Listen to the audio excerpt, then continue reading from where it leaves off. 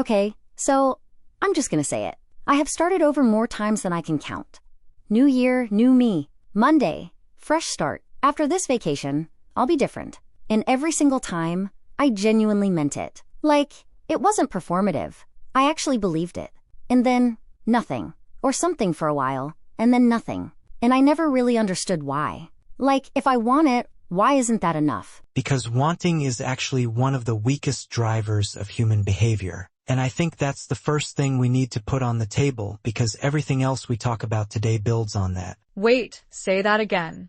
Wanting is weak. Wanting is weak, at least on its own. And I know that goes against basically everything we've been told, that passion drives success, that desire is the starting point. But neurologically, the brain doesn't run on want. It runs on pattern and prediction. And that changes everything about how we should think about change. Okay, I need you to break that down. Because I think most people listening right now, myself included, have been operating under this assumption that if you want something badly enough, you'll find a way. That's the whole motivational speech thing, right? Find your why. Right. And find your why isn't useless. Purpose matters. But purpose and wanting are not the same thing as behavior change. Here's the simplest way I can put it. Your brain's primary job is not to help you grow. The primary job is to keep you alive, and to do that as efficiently as possible. And efficiency, neurologically speaking, means doing what it already knows how to do. Repetition, familiarity, pattern. So the brain is basically lazy? Conserving energy, which from a survival standpoint is brilliant. But from a I want to build a new habit standpoint, it's incredibly frustrating. Because every new behavior costs more cognitive energy than an old one. Your brain is literally working harder when you do something unfamiliar. And it doesn't love that. So it resists. It resists. And here's where it gets interesting.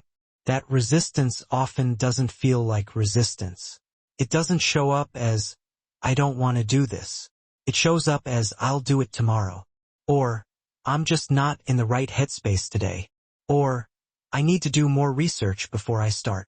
It disguises itself as rationality. That is so specific and so accurate that I'm a little uncomfortable right now. Ah, good. That means we're getting somewhere. But, okay, people do change. We've seen it. I've seen it in people around me, massive shifts in behavior, in personality almost. So, what's different about those people? Is it just willpower? Genetics? What? That's the right question. And the answer is actually what the rest of this conversation is about. But the short version is this. The people who change successfully aren't usually trying harder. They're operating from a different starting point. There's a huge difference between change that happens to you, a health scare, a loss, a crisis, and change you're trying to engineer on a Tuesday afternoon because you decided you should be better. The brain responds very differently to those two situations. Because one is a threat and the other is optional? Exactly. One bypasses the comfort system entirely. The other has to negotiate with it. And most of us are in that second category. We're trying to change when nothing is forcing us to, which is actually much harder. And we don't give ourselves enough credit for that. The identity trap.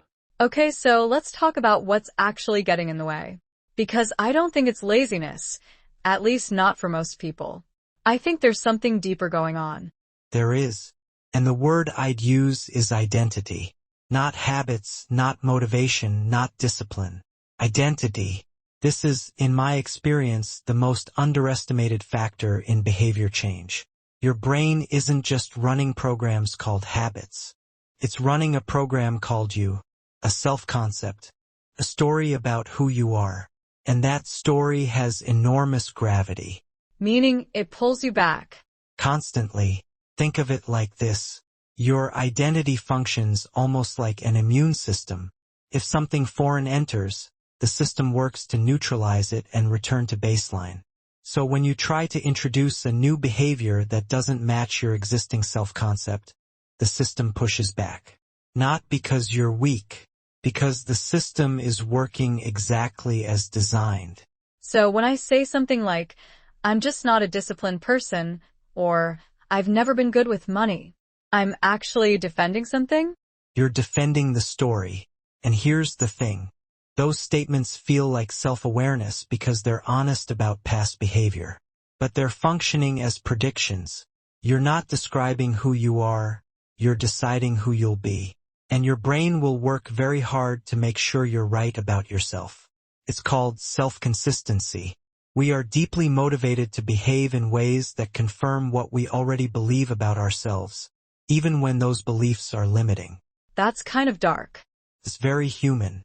And once you see it, you start noticing it everywhere. Someone who says, "I'm not a gym person," isn't reporting a fact. They're maintaining an identity. And every time they skip the gym, it's not just skipping a workout. It's confirming a story. Okay, so how do you even catch yourself doing that? Because like you said, it feels so automatic. It doesn't feel like a story. It feels like the truth. The signal is usually emotional, not logical. If you feel a specific kind of resistance when you try to change, not tiredness, not genuine scheduling conflict, but something that feels closer to cynicism or preemptive defeat, that's usually identity talking. This won't work for me. I've tried this before. I'm different. Those phrases are the immune system activating. They feel like realism. They're actually protection. Protection from what? From being wrong about yourself. Because if you try and succeed, your whole self-concept has to update. And that's disorienting even when it's positive. Change, even good change, requires grieving an old version of yourself. Most people don't realize that's part of the process. Why willpower is the wrong tool? I want to talk about willpower because I feel like that's where most people go, including me. Like, I just need more discipline, I need to be stronger, push through. Is that actually bad advice? It's not bad advice in the sense that discipline does matter. But relying on willpower as your primary mechanism for change is like trying to drive across the country on one tank of gas with no stops planned. You'll get somewhere, but you won't get there. Because willpower runs out. It depletes.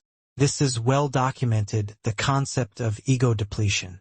Every decision you make, every temptation you resist, draws from the same limited pool of cognitive resources.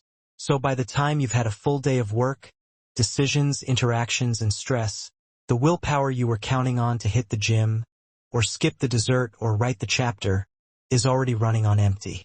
And this is why people who seem to have no discipline are often just tired, in the wrong context, not actually undisciplined. So the solution isn't to be stronger. The solution is to need less strength. The people who seem remarkably disciplined from the outside have usually just designed their environment so that the right behavior is the easy behavior. They're not white-knuckling it every day. They've reduced the friction between themselves and the thing they want to do, and increased the friction between themselves and the thing they want to avoid. Can you give me a real example? Like something concrete? Sure. Someone wants to read more. They put their phone in another room at night and put a book on their pillow. They don't fight the urge to scroll. They just make scrolling slightly less convenient and reading slightly more visible. That's it. No motivation required. Or someone wants to eat better. They don't rely on saying no to junk food when they're hungry. They just don't buy it at the store. The decision gets made once upstream when they have energy and clarity. Not in the moment when they're depleted. So the real skill is designing the conditions, not summoning the strength. That's a great way to put it. And it connects back to identity. Because once you start designing conditions that match who you want to be, you start accumulating evidence that you are that person. Small wins, repeated behavior, and gradually the identity updates. Not through affirmations, through action. The reset loop. Okay, I want to name something that I think so many people experience but don't have words for. You start something. You're doing well.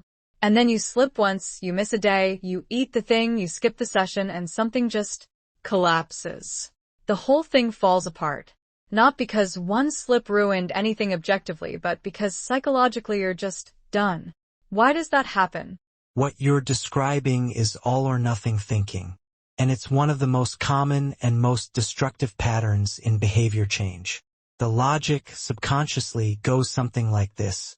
I was being the kind of person who does this. I slipped. Therefore, I'm not that person. Therefore, what's the point? It's binary. You're either on the path or you're off it. There's no middle. And this is more common in certain types of people? It's especially prevalent in high-achieving or perfectionistic personalities. People who are used to being good at things, used to meeting their own standards. Because for them, the slip doesn't just feel like a mistake. It feels like evidence, proof of something they were afraid was true about themselves. That they can't really change. That they're the kind of person who fails at this. And once that story gets activated, the behavior follows the story, not the other way around. So the slip itself isn't the problem. Almost never. Missing one workout doesn't destroy your fitness. Eating one bad meal doesn't wreck your health. But telling yourself, well, I've already ruined it, and then acting from that story for the next 2 weeks, that does real damage. The slip is not the problem. The narrative around the slip is the problem. So how do you interrupt that? In the moment, when you've slipped and you feel that collapse coming. You have to shorten the recovery window. That becomes the actual skill. Not perfect consistency, but rapid return. How fast can you get back? An hour? A day? A week? The faster you can return without attaching shame to the slip, the more resilient the behavior becomes. And over time, your identity stops being someone who is trying to change and becomes someone who always comes back. That's a fundamentally different self-concept. And it's a much more durable one. Because it includes failure as part of the identity, not as a contradiction to it. Exactly. The goal was never to be perfect. The goal is to be someone who doesn't quit. Where to actually start? Okay. Last question, and I want this to be real, not a motivational poster. If someone is listening to this right now and they've tried to change something, failed, tried again, failed again, and they're starting to genuinely wonder if they're just built differently, what do you actually tell them? I tell them to stop trying to change their behavior and start trying to change one sentence. Just one. The sentence that starts with, I'm the kind of person who, find the version of that sentence that matches who you want to be, and then find the smallest possible action that gives you evidence for it. Not a transformation, not a system, one piece of evidence. Today. Like, if you want to be someone who reads, you read one page. One page counts, because the page isn't really the point. The point is that you now have proof, tiny, fragile proof that the story is possible. And you build from there. Identity first, behavior second. Not the other way around. I genuinely did not expect the answer to be that simple. I was bracing for a 5-step framework. The frameworks are useful eventually, but most people skip the foundation entirely and go straight to the structure. And then they wonder why it keeps falling down. That's actually really clarifying. I feel like I came into this conversation thinking the answer was somewhere in the doing, and it's actually somewhere in the believing, or at least the acting as if. Acting as if is underrated. It's not delusion, it's rehearsal. Outro. I love that. Okay, this is what the show is going to be. Conversations that make you look at something you thought you understood and realize you were only seeing the surface. We're going to keep pulling at threads like this: motivation, identity, relationships, attention, fear, all of it. The stuff that feels obvious until you actually sit with it. And the stuff that sounds complicated until someone just says it plainly. Exactly. Elliot, thank you. This was genuinely one of those conversations I'm going to be thinking about. Same. And to everyone listening, don't start tomorrow. Start with one sentence.